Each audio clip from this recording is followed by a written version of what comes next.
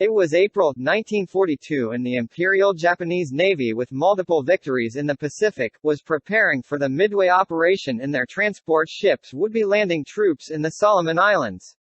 Since the Imperial Army was slowing down not far from Port Moresby, a strategic location, they chose to invade with ships. A light carrier, the Shoho, with 18 aircraft, would support the invasion convoys that would be at risk from land-based bombers and possible American aircraft carriers. They sent the 5th Carrier Division for support.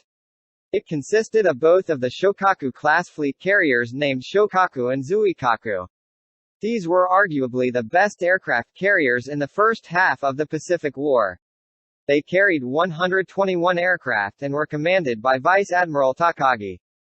They were tasked with launching Zeros to Rabaul but were unsuccessful because of bad weather. In case of an attack from naval units, they would strike back and sink their enemy. The US Navy was sent out to intercept and were given a rough dateline of the invasions.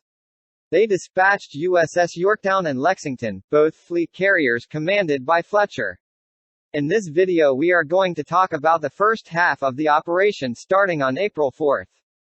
This turned out to be the first aircraft carrier battle in history, where neither side's ships fired directly on another. The outcome of this engagement would have serious consequences on both sides. On May 4, Yorktown launched 3 attacks on Tulagi, sinking a destroyer and 3 minesweepers. On May 5, Yorktown and Lexington were combined into Task Force 17. They sent an oiler and a destroyer south to a designated safe area.